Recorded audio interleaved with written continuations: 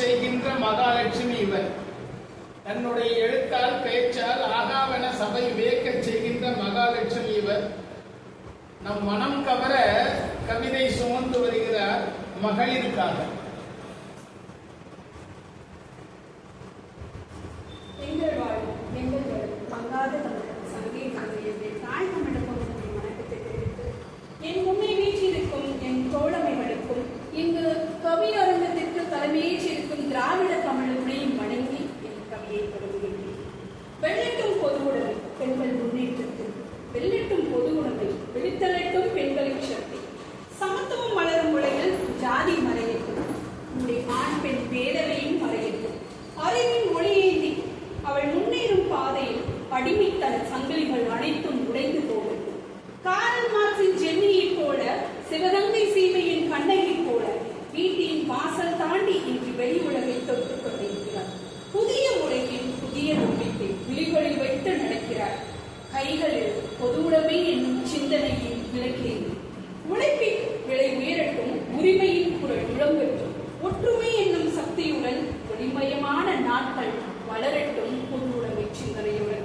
கல்வி என்னும் தீபமேந்தி காலம் நோக்கி செல்லும் போது, கல்வி என்னும் தீபமேந்தி காலம் நோக்கி செல்லும் போது கட்டியிருந்த பழைய மரபுகள் காலடியில் விழுந்து போகட்டும், கட்டியிருக்கும் பழைய மரபுகள் காலடியில் விழுந்து போகட்டும். பொது உடைமை பாதி வந்தது, புதியதோ உலகம் பிறந்தது. பெண்களின் குரல் ஒடுக்கின்றது, பேரழி போல் இங்கு எழுகின்றது. சமத்துவத்தின் விதை விதைத்து சமூகத்தில் மாற்றம் செய்ய சாதனைகள் பல செய்து சரித்திரம் எழுதுகிறாள் பொது உடைமை சிந்தனையுடன். சமத்துவத்தின் விதை விதைத்து சமூகத்தில் மாற்றம் செய்ய சாதனைகள் பல செய்து சரித்திரம் எழுதுகிறாள் பொது உடைமை சிந்தனையுடன். நேற்றைய பயம் மறைந்து நாளைய நம்பிக்கை பிறக்க நீதியும் சுதந்திரமும் நிலைத்து நிற்கும் காலம் வரும் பொது உடைமை சிந்தனையுடன். பெண்கள் முன்னேறும் நாளில் பேரொளி காணும் தேசம் அமைதியின் புதிய பாதை அனைவருக்கும் திரட்டும். ஆண் கூலி பெண் கூலி எங்கே, பெண்களுக்கு சமக்கூலி.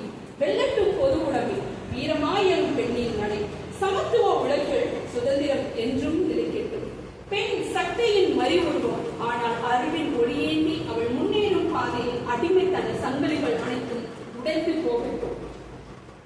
அறிவும் துணிவும் சேரும் போது அமைதியின் புதிய விடியல் முன்னேறும் பெண்கள் பாதையில் பொது உடைமை என்னும் விதை விதைத்து.